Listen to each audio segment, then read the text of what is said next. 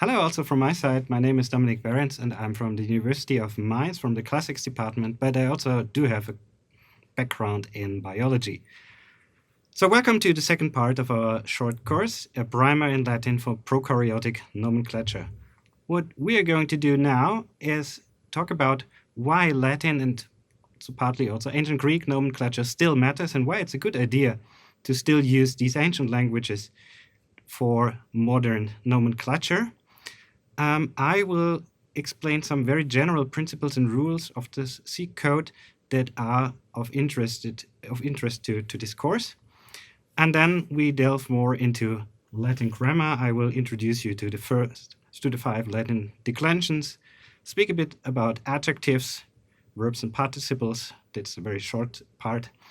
Talk about Greek words and words from other languages and compounds. And finally, I will give you a very short introduction into Latin and also ancient Greek dictionaries, because they look a bit different from those you might know from the modern languages. So why do we use Latin and Greek as names for biological species? You might know that this is due to Carl Linnaeus, who introduced the binomial nomenclature. And he stipulated in his Fundamenta Botanica of 1736 that generic names that have no Greek or Latin root are to be rejected.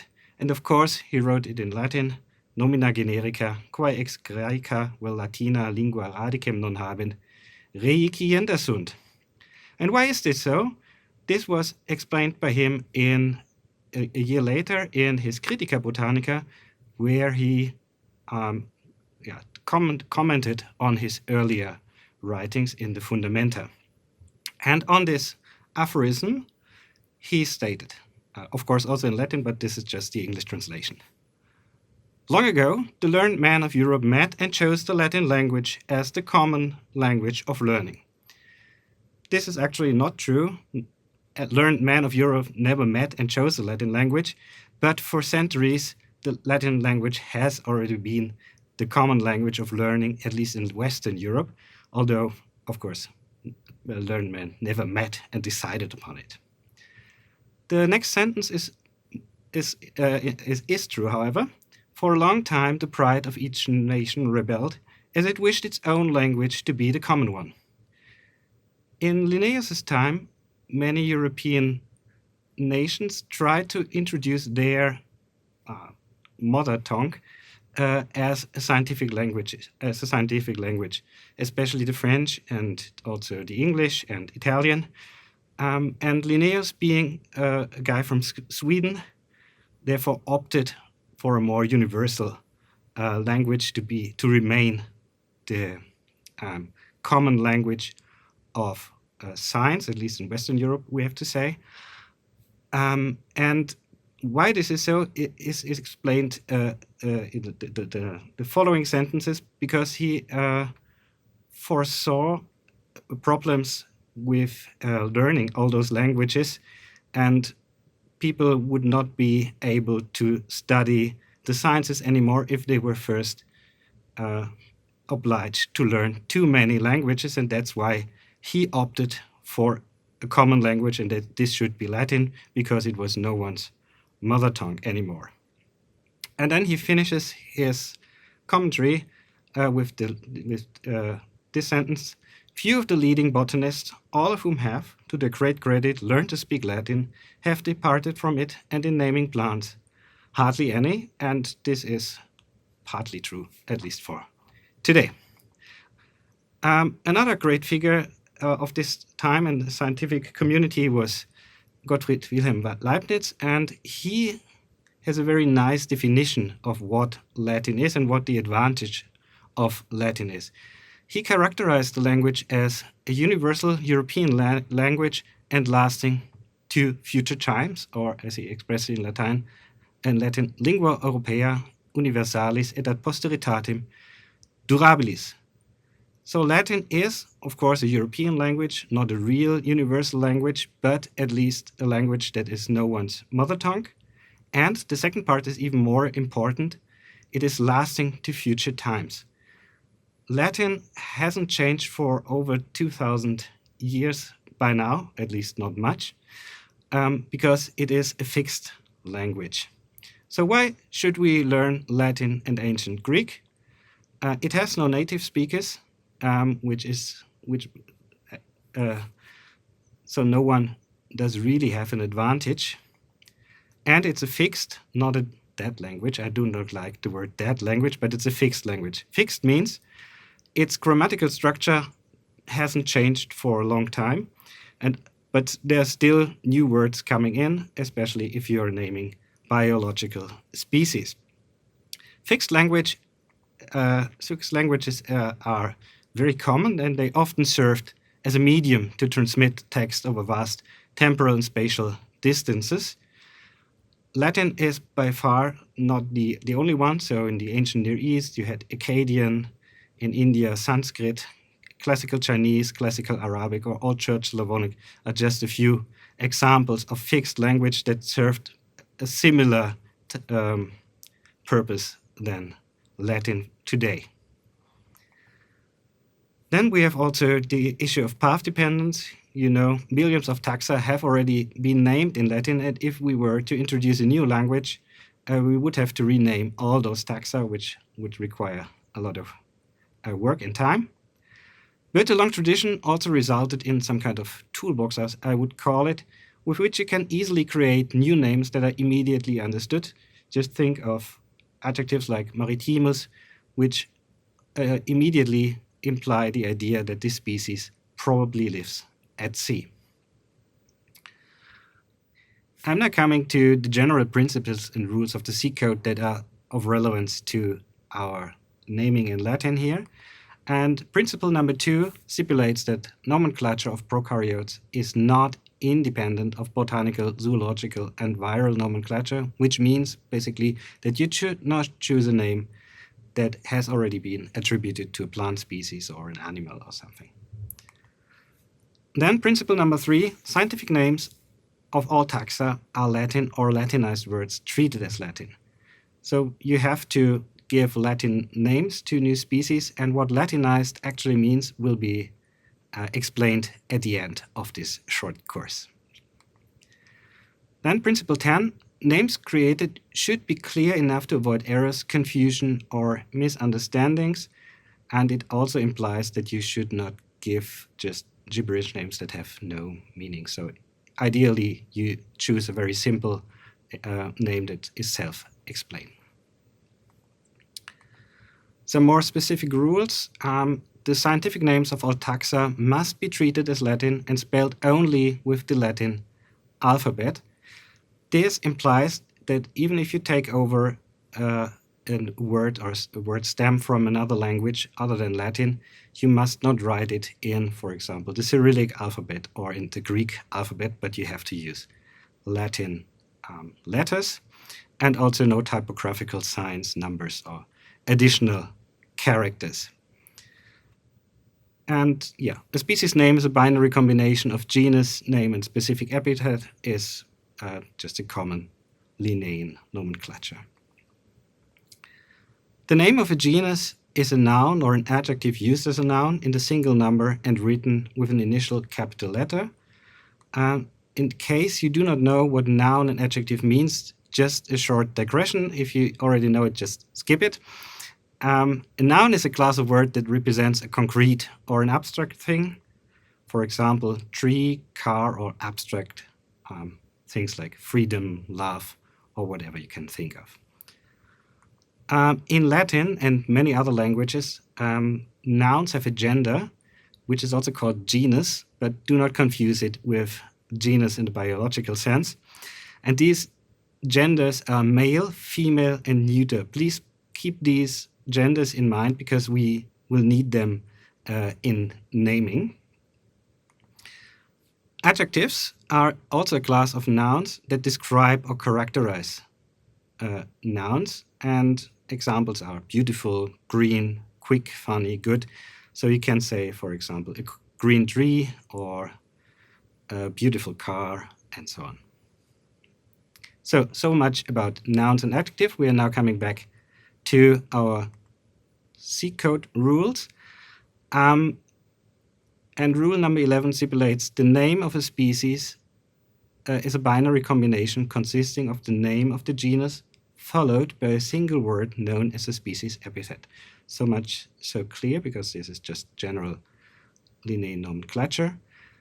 And the genus part of the name must begin with an initial capital letter, and the species epithet must begin with a lowercase letter. Then more specifically, a species epithet must be related to the genus name in one of three ways. It could be an adjective, and an example would be aureus, this means gold, as in Staphylococcus aureus. It could also be a noun in apposition in the nominative case, and an example would be desulfovibrio gigas. If you don't know what an apposition is, just wait a few seconds, I will explain it. And a third possibility would be a noun in the genitive case, as in Escherichia coli. I will also explain now what genitive means in case you don't know. First, the apposition. Apposition is a grammatical construction. It consists of two elements. Usually they are nouns, sometimes also noun phrases, that are placed next to each other. And one element, usually the second one, describes or characterizes the other. So if we take the example Dominic, which is me, the philologist speaks Latin. The philologist stands in opposition to Dominic, and it characterizes the first noun, Dominic. In the modern languages, like in English, we usually separate this second part from the first by putting it into commata. But in Latin, as you can see, if you translate this same sentence into Latin, you get Dominicus Philologus Latine loquitur. And you can see that Philologus is placed just next to Dominicus, and there's no other, let's say, indication that it's standing in opposition. And this is also what happens with species names, where we have like desulfovibrio gigas. Gigas is the Greek word for giant, so this is desulfovibrio, the giant. Genitive, on the other hand, is a case of nouns that often indicates a relationship. In English, the genitive is indicated by the S suffix if it's a person, or the construction X of Y if it's things. And the example would be Dominic's book. Dominic's would be the genitive, indicated by this S suffix because I'm a person. But in Latin, you get a different form. Liber means book, but Dominici looks a bit different from Dominicus that we have first heard because the ending has changed from us to I.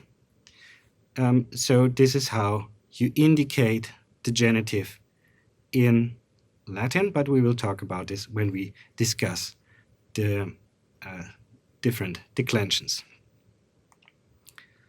Before we do so, I just want to show you that there might be a lot of information now coming from my side, and please do not be frustrated, because this only serves to show you that there might be some traps, but you can very easily avoid them by just looking at a Latin dictionary, and you will find a lot of information in these dictionaries. But for nomenclature, for most cases of nomenclature, you only need very few information that you will find in the very first line. And I have here the lemma of the noun herba. Herba means herb in English, so it's basically the same word. And you can see right next to the lemma herba, or herbai, which is the genitive, the one we talked about, the case we talked about. And then you also get the information, a little f, which indicates that it's female. So you also have the gender of this noun. And then it is followed by different meanings that this word could have. So please bear in mind, whatever I tell you in the next a couple of minutes, it might sound like very much information, but you do not need to rehearse it or learn it by heart. You can just use a lexicon and find most of the information that I will give you in the very first line of every lemma.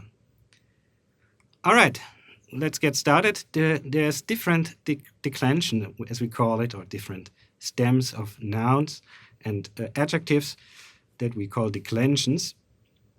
And the first one is the so-called a declension, because its nominative singular ends in a. Most nouns of these declension are female in gender, but there are notable exceptions such as incula, meaning inhabitant. That could be either female or male. I just mentioned incula because you could use it in the suffix cola as in nomenclature. There's more exceptions, but again, if you just look it up, your word in a Latin dictionary, you will always find the gender and make no mistakes. There's a lot of cases in Latin, but I will only explain you the cases that you need. If you're interested in the rest of the grammar, just take a Latin course or look into a grammar book. So here I will reduce it to the very bare minimum that you need to know. You have the nominative singular, it's ending in a, as I said. Example would be herba, a herb. The genitive singular would be e, ending in e, so herbae, and genitive plural arum, herbarum, in case you would like to refer to a genitive plural. Plural means multiple things or persons. Singular, just one. Some further notes, and again, this is just to avoid you falling into a trap. If you use the dictionary, you won't. So, some words seemingly end in a, but are not Latin words of the first declension. Many of these words are actually Greek and end in ma, or matos and gender would be neuter. Famous examples that you might want to use are derma, meaning skin, so it's actually a Greek word, not a Latin word. Soma means body, or nema means thread. So these are Greek words, and here presented in a Latinized form. We're now coming already to the second declension, which is called O declension, and it has two different endings in the nominative singular. Words can end in us or in Words ending in are always neuter in gender.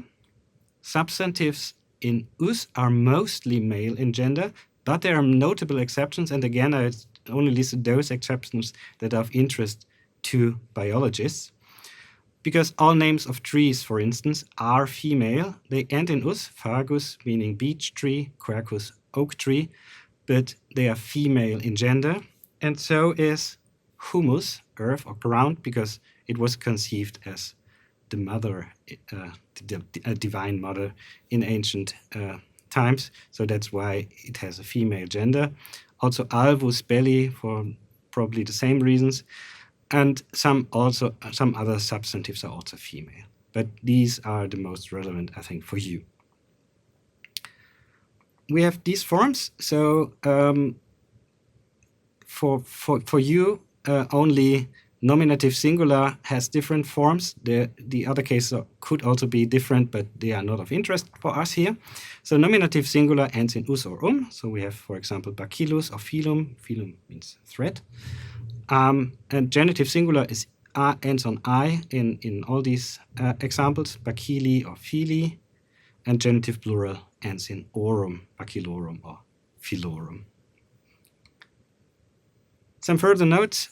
To make it a bit more difficult and a bit more messy, not all substantives of the second declension end in us in the nominative. For example, vir, meaning man, or poor, boy, ager, field, do not end in us but still belong to the second declension.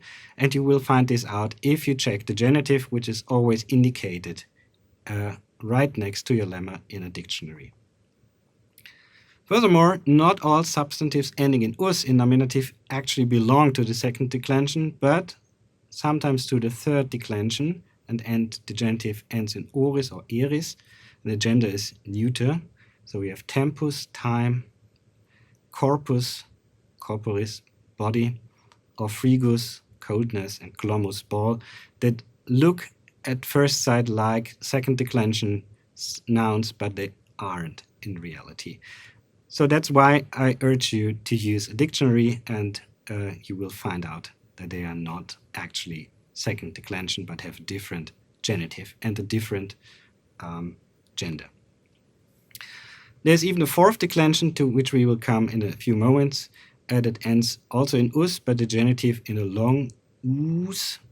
That's why I put the Macron here over the u.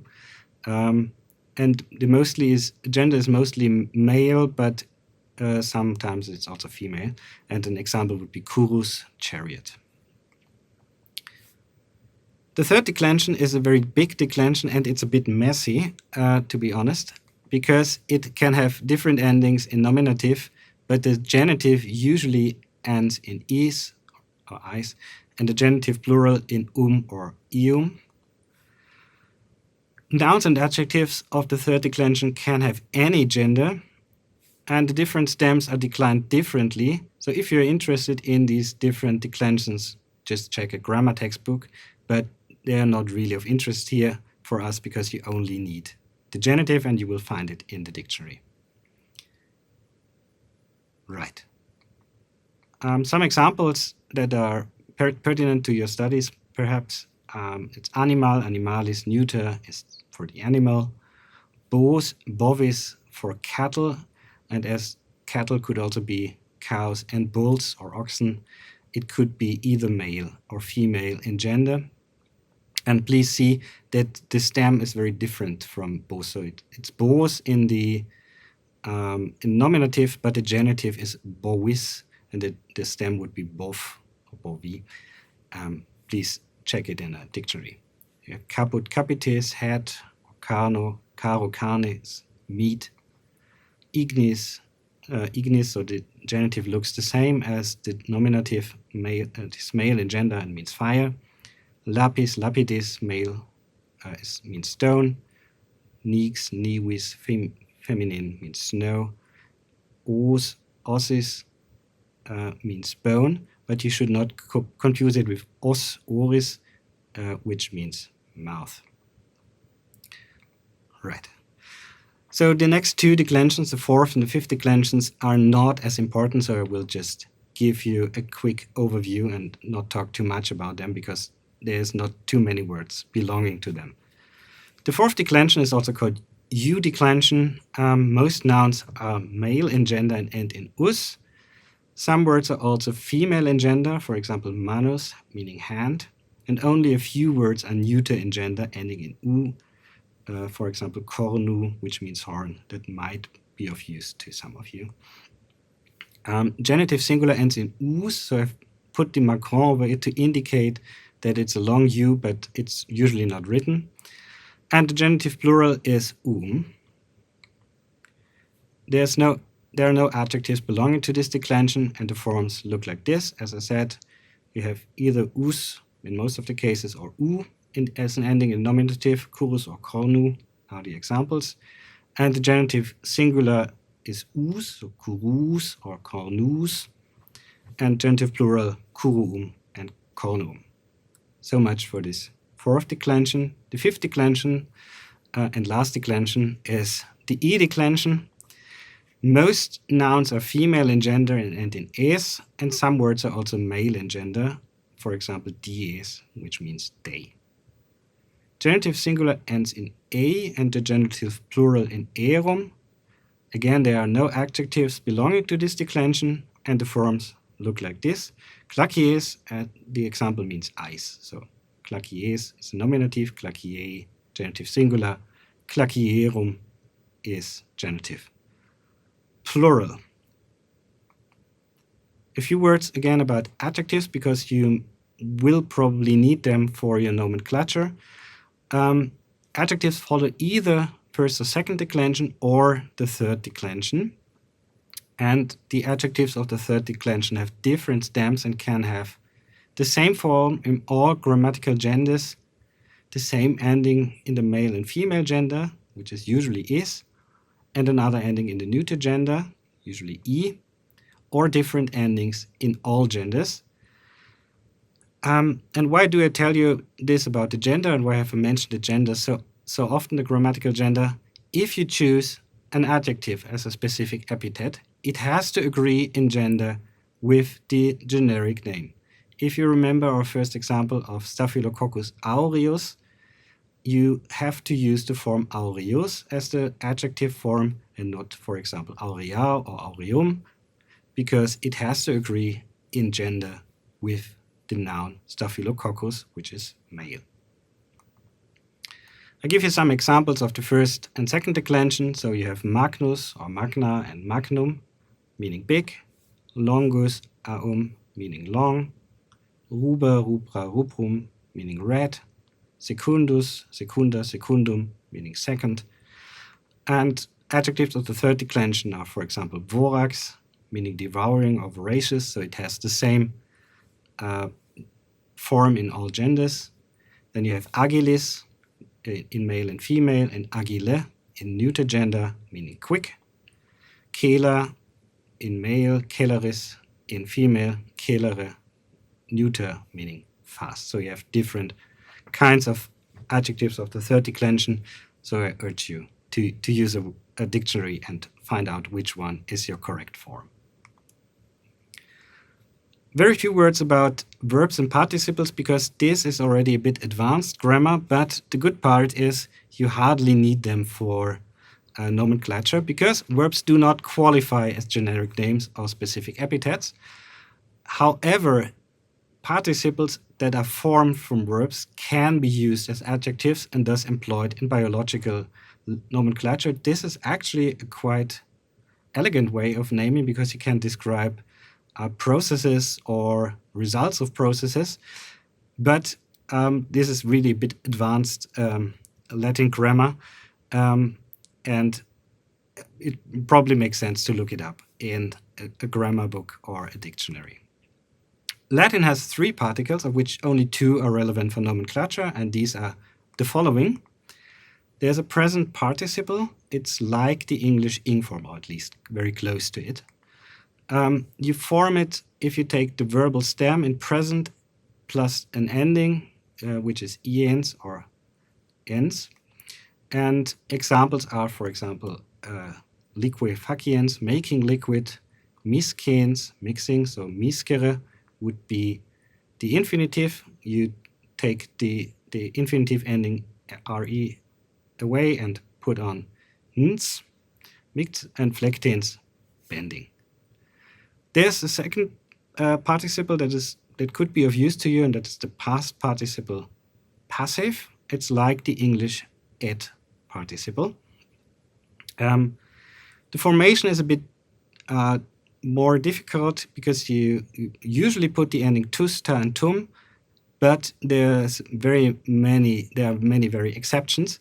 The good part is, however, you find this past participle passive always in the dictionary. So if you look up a verb, you will always find this form right next to it.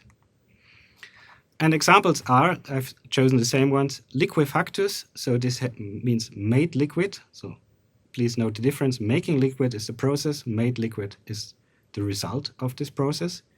Mixtus is the past participle for miscere, mixtus, mixed. And flexus would be the past participle for flectere, but it's not very nice Latin. So if you want to say bended or curved, curvatus is probably a better choice. Greek words are a special case as well. For Linnaeus, and also I think for many other biological disciplines, Greek words hold a special status. Greek words meaning ancient Greek words. However, in this SeqCode, you should avoid them, according to the SeqCode. However, I will explain a bit about them, because there's already so many Greek words in the biological nomenclature.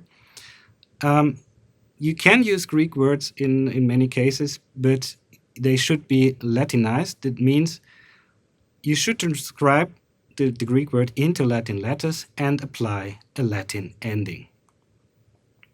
Ancient Greek also has many diacritical signs, which are accents and spiritus, which must not be used in Latin translation, with one exception. The so-called spiritus asper should be transliterated as H. So if you have the word haima, means blood, you can translate it as haima in Latin. Another point you need to know is please check an ancient Greek dictionary, because most online translators use modern Greek, which is in many cases very different.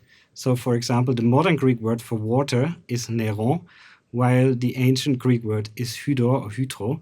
So, the last one is the one you should use for nomenclature and not the modern Greek word. So please always check an ancient Greek dictionary and not online translators. If you have to introduce words from other language, you should basically avoid it, especially if there is a Latin or Greek equivalent. But there are some exceptions. Typical local items for which there is no Greek or Latin word, for example, for food or geographical localities, and for personal names, of course. References to city and other geographic localities can be made by adding yensis in male or female, or yense in neuter. If a locality has an ancient or medieval or early modern Latin name, this version should be used. So, for example, you have Londiniensis from London, because the ancient Latin name for London was Londinium, so it's Londiniensis, not Londoniensis. And the same applies to Paris, which was called Lutetia, as you might know from your Asterix readings in ancient times. So from Paris is Lutetiense, but the ancient Romans didn't know Sapporo, so Sapporonense is a good way to name a species from Sapporo. Also, the diminutive ending ela can be used for localities, for example, Lusitaniella from Portugal, and it's again Lusitania, because this is the ancient Latin name for Portugal. If you have local food, you could also Latinize it by adding and make it a neuter noun by this. Sakeum for sake, tofuum for tofu, and kefirum for kefir. If generic names are meant to refer to persons, these should be somehow connected to microbiology, or at least to science in general, so rather not your significant other or your mother or someone else you like. And generic names honoring people are always female in gender, and the formation is name plus the ending a, ea, nia, or ia, or iella and nella. And famous examples are Escherichia, Salmonella, or Leuwenhoekiella, after Anthony van Leeuwenhoek. Compounds are also a bit tricky, but a very elegant way of naming, because you can provide several meanings by combining stems from two or more words. In this case, the last word defines the gender. Hybrid compounds consisting of words from different languages, especially from Greek and Latin, are very common and have already been common in antiquity. And except for the last word, only stems are used. What are stems? In the case of nouns, the stem can be derived from the genitive. That's why dictionaries always indicate the genitive. For example, if you have bos, as I said, is the nominative, but then you check your dictionary and see bovis is the genitive, and you see if you then remove the genitive ending is, you are left with bo for bovi, which is then the stem.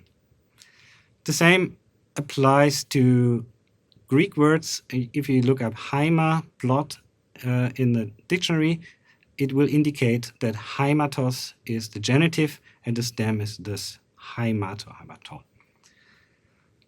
Then if you combine different stems, you need vowels to connect these two stems. And if the preceding word is Latin, it is usually I. And if it is Greek, it is most of the cases O, but Greek is a bit more flexible. To give you just some example, if you have the word, the genus name Flavihalobacter, it consists of 3 different stems. You have the Latin word flavus in it, meaning yellow. And please note the connecting vowel is then I. The next is hals, to hals, or halos in genitive, meaning salt.